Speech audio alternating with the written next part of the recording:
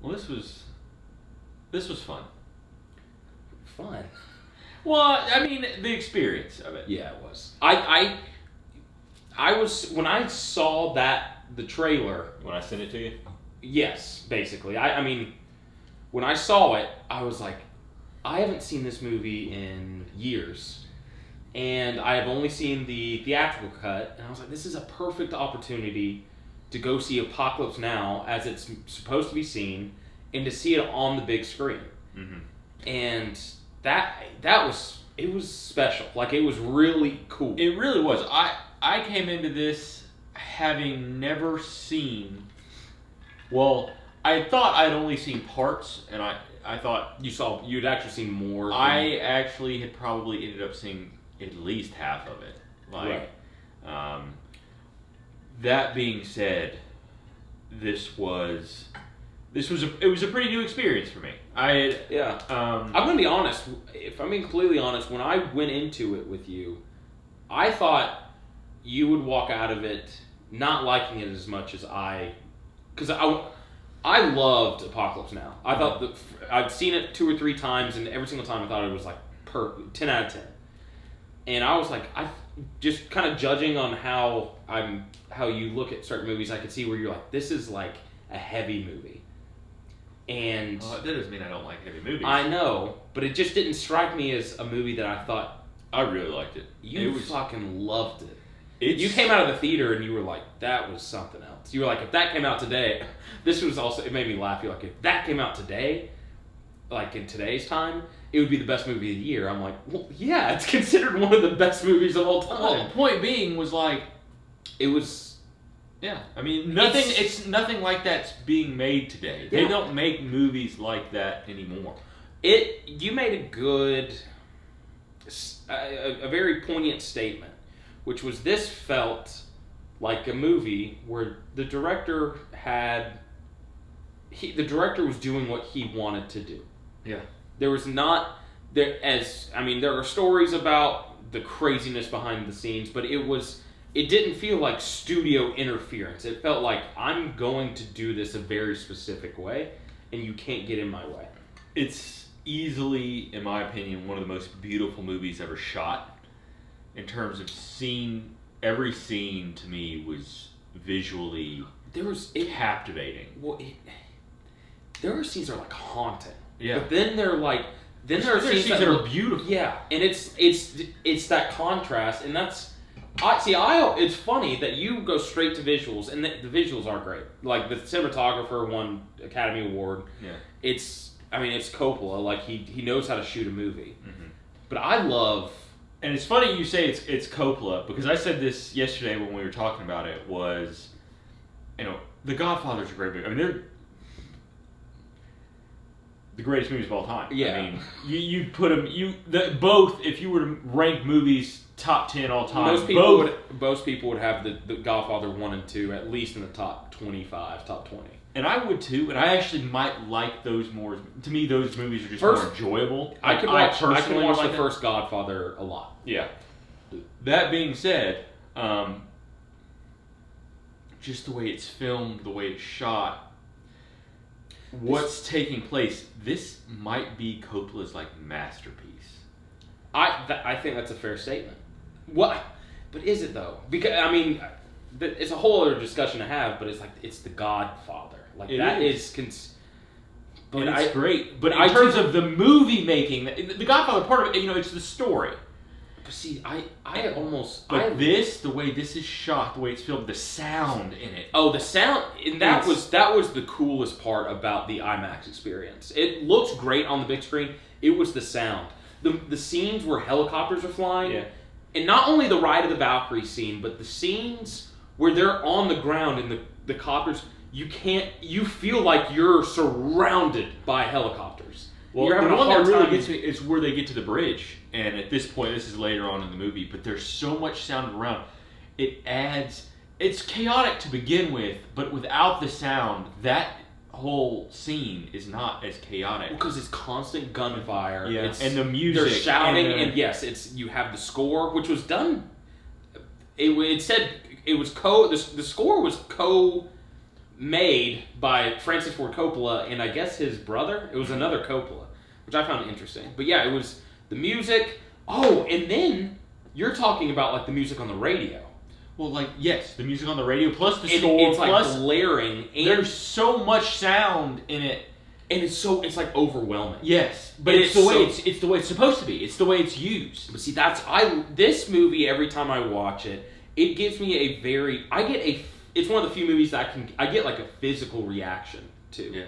Like I feel, it's not like I don't feel sick, but I feel like drained by the end of the movie. It's a journey. It's a journey. It really is. It's something that For people that don't know, this is a movie. It's not. It's fictitious. It's fiction. heart. It's Joseph Conrad's Heart of Darkness, but it's just put in A Vietnam Vietnam War setting. setting. And I think, while yes, none of this happened, and it's complete and utter insanity in the sense of the story and how it flows. It's like a slow descent into madness. Mm-hmm. And that's why I personally, I actually like the theatrical cut more. I like, because in the Redux version and the final cut that we just watched in theaters, there's like a 30-minute period where they go on this like French plantation. And I like the story where it's just slowly going down the river. You're slow. Well, you start, and it seems like it's going to be a relatively normal Vietnam movie, and it just slowly becomes so much more than that. Mm-hmm.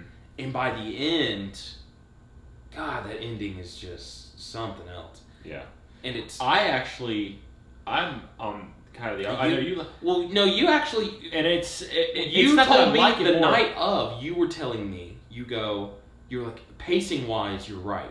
Yeah, it destroys the pacing, but in terms of story, and it changes the ending to me.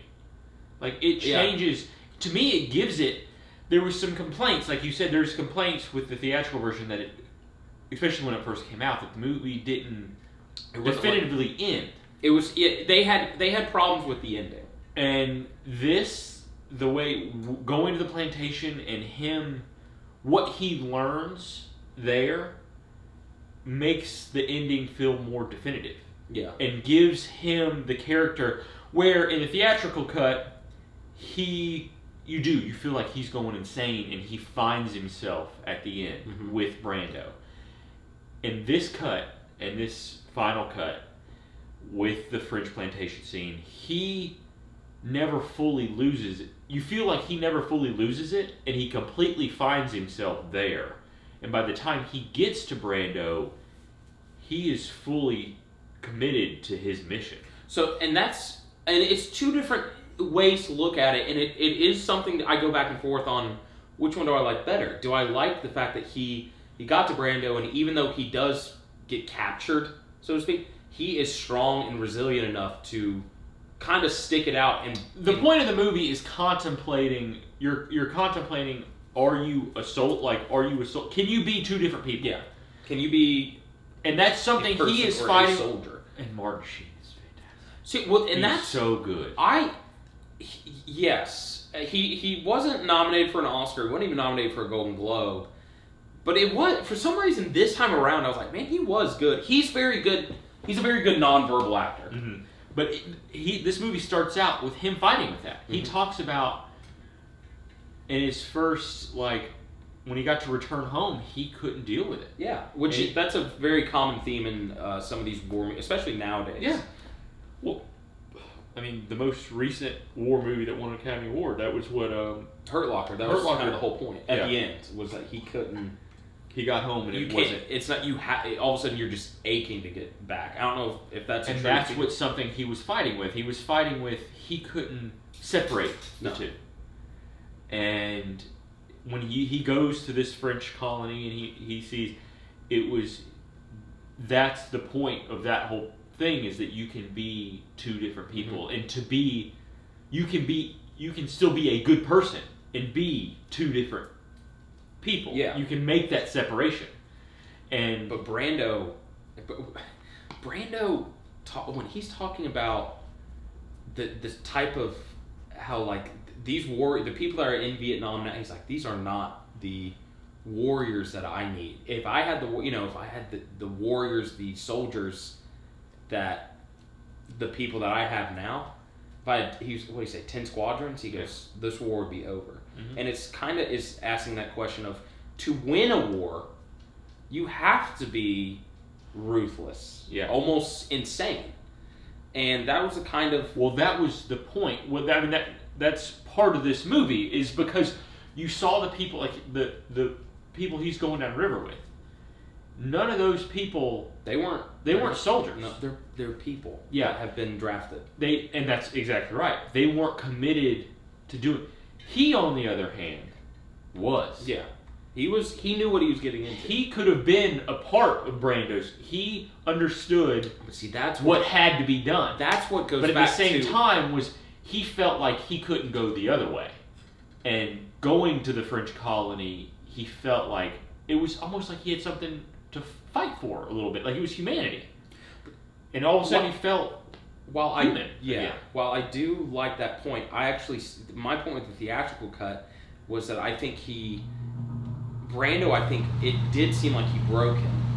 And I love it, since it felt like such a slow descent into madness, and then without the French plantation scene at the end, there is a feeling of like he may get entrapped by Brando and join Marlon Brando. Mm-hmm. And then to see how it ends and to show that like no, he went through with his mission, I almost look at it as like he actually did come to a realization of like almost like, oh no, Brando is like, that's an insane way of thinking. Like, I think he had a moment of clarity as well. And that's how I looked at it as in the theatrical version. Now, basically in the final cut, it's just that moment of clarity comes a little bit sooner, and you're a little... He becomes a little more heroic in this cut. That's true. That is in very this true. cut, he goes through all of it. He actually, instead of where you talk about Brando breaking him, to me it was like he finally because part of the movie is he's constantly trying to figure out. He's trying to get into the mind of Colonel Kurtz, who is Marlon Brando's character. And instead of being broken, I took it as like he has like a second moment of like, oh, I get it now. Yeah, I truly understand. And that's him on the boat saying he wants to die. Like, he's asking me to do this. And it's, I mean, at the end, when he kills Brando, it's over. And Brando the whole time is recording himself talking, and some of it sounds like nonsense, but some of it seems like really pretty profound and philosophical. And he's all over the place. He's all typed it out too. Yeah. And it's after he's killed him, and it shows Martin Sheen going through all, and it proves it right.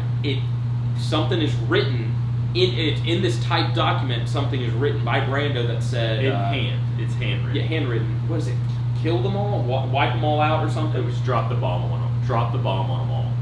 And it's basically saying like, I was wrong. Yeah, like I can't. This place cannot exist. Like it. Yeah. Basically saying like this whole colony here is kind of no, we're crazy. Yeah. And that goes back to Martin Sheen is like while they can fight a war, they don't deserve to be living. No.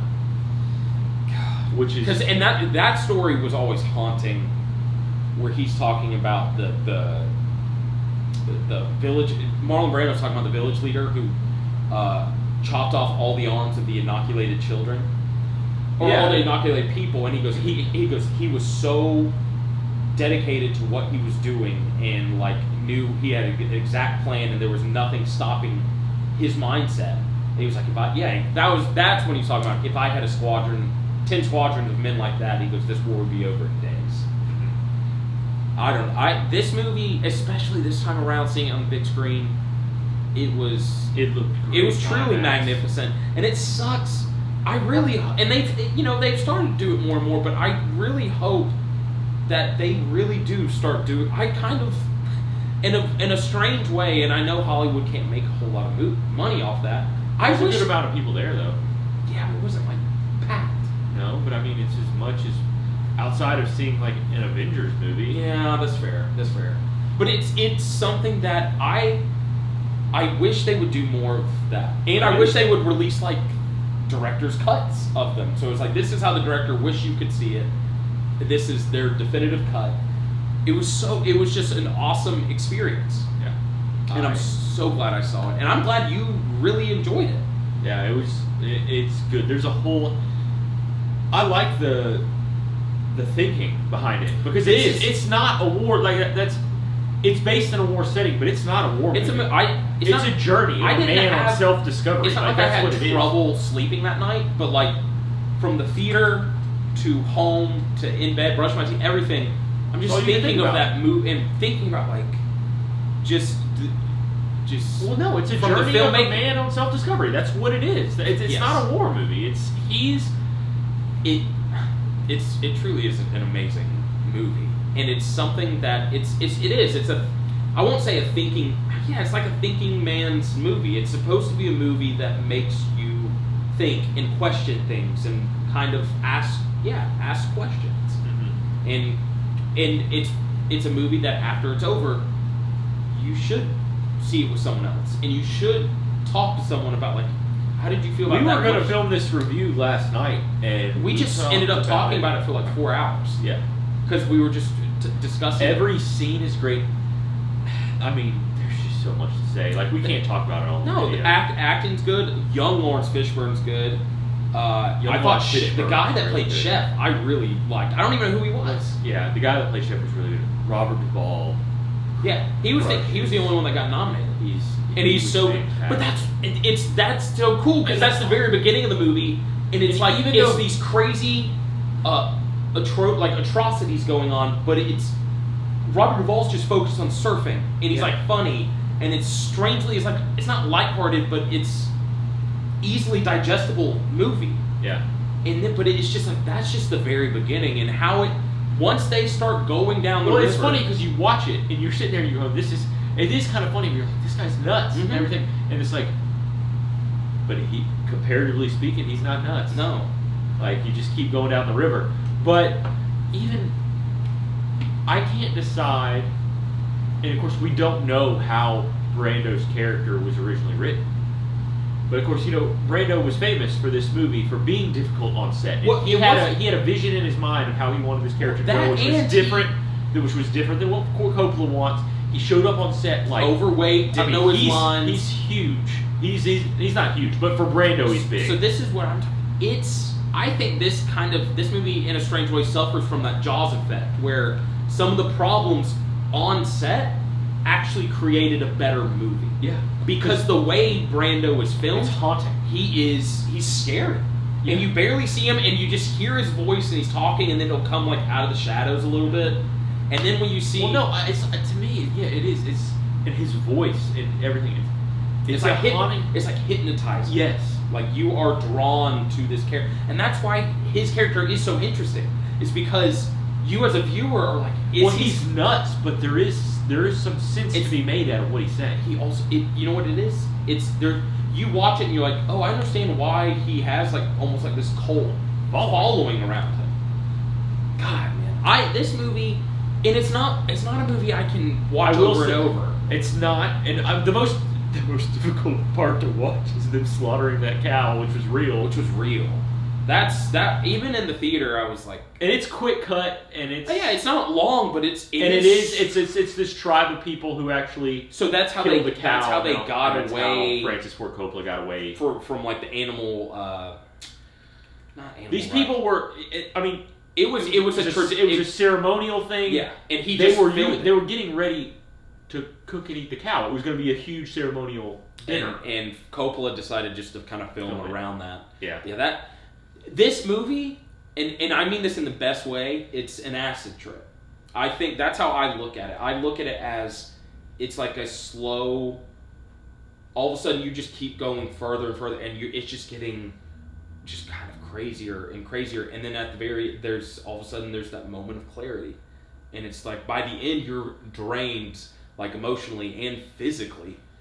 And it's a work of art. Like that's what it feels like. Yeah. It feels Like a really good work It's of a art. movie made by a director and not a production company. Yeah. Oh, it's by a filmmaker. Yeah. Yeah.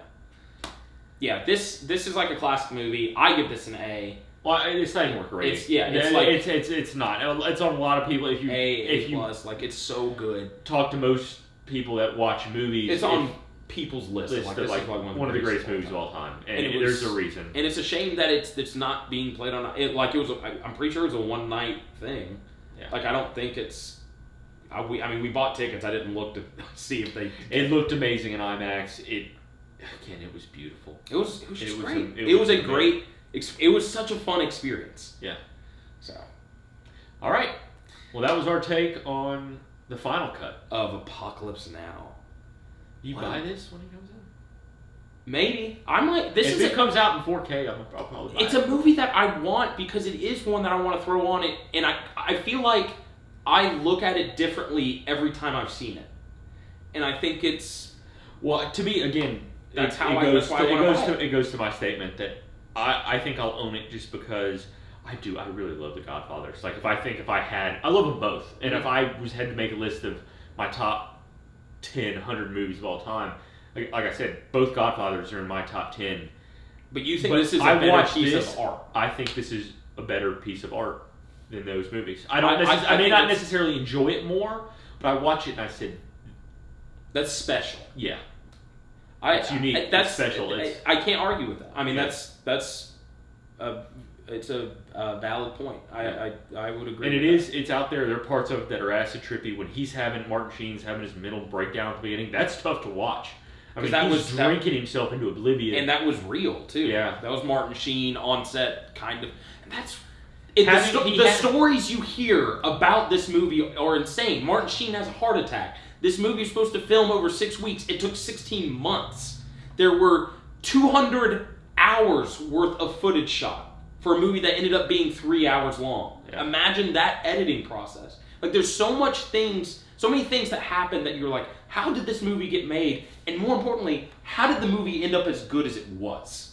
It's astonishing. It's very similar to, like you said, with Jaws. I think a lot of the issues that took place might have actually enhanced the movie because Martin Sheen's, he had a heart attack. He was sick through a lot of the filmmaking process. That played into. I mean, he looks at. He's sweating so much, and his eyes. You're right there with him. His eyes aren't blood, but the red around his eyes. He looks. And it's not like he's high. It's like he's sick. Yeah, he doesn't feel good. No. And it's like we said with Jaws, that shark was supposed to be in it, and the fact that he wasn't is what made him so scary. Yeah, and with this, it's Brando, and you sit there and go, was Brando right? Was this all part of his? Does it add to the character that he wanted to portray? Apparently he improv'd a lot of lines. Like he had, so according to trivia, there was he had like an 18-minute monologue that he just came up with off the top of his head. Some guy was quoted as saying like some of it was nonsense. He goes, but then some of it was like genius.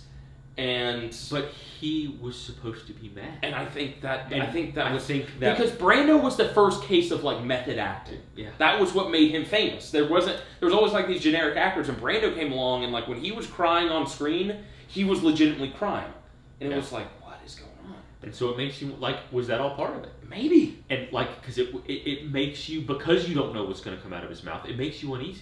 It makes Martin Sheen, it does, and it also.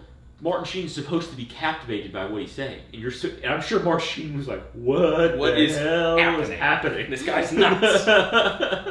And with him showing up that way, nuts, and not knowing what you're going to get, it makes everybody around him react a certain way. And I'm sure Brando knew that. I mean, he's considered. I don't know. It's one of the greatest actors. But ever. then it's like you think about how difficult he is to work with, and it's like, how much credit are we giving? I don't. But it worked. It worked in this case, and it probably worked in a lot of cases. But I'm sure there are tons of other cases where it did not. And again, we talked about it too. It's like because Coppola worked with him on The Godfather, and I think maybe he knew kind of like I'm just gonna let him do that. Like I can't. You're not. It was like if I'm gonna argue with him. Of course, Coppola might have been enough cocaine apparently Coppola also lost 100 pounds during this shoot, which I'm sure had to do with humidity and like stress, but I'm sure there were some drugs involved, no question. So They went over their budget on cocaine alone. yeah, they Blues Brothers this where there was a cocaine budget. So, but yeah, I couldn't recommend this movie enough. I think even if you watch it, you're like, I didn't like it. It's like, Did you ever see the Redux? No, I told you I've only seen the theatrical. I'm wondering if the Redux has the French scene. What, the plantation scene? Yeah, It does. From my understanding, it's in the final cut. It's like 30 minutes. Yeah. In the Redux, It's I think an it's hour. like an hour. yeah. So I think you may actually like the Redux version more, and that might be worth seeing if you can buy that and watch it. So, anyway, I couldn't recommend this movie. We could keep enough. talking. Yeah, it's a movie that you can just keep talking about. It's such a fascinating movie. But yeah, that was our take on the final cut of Apocalypse Now. It's great. Check you later.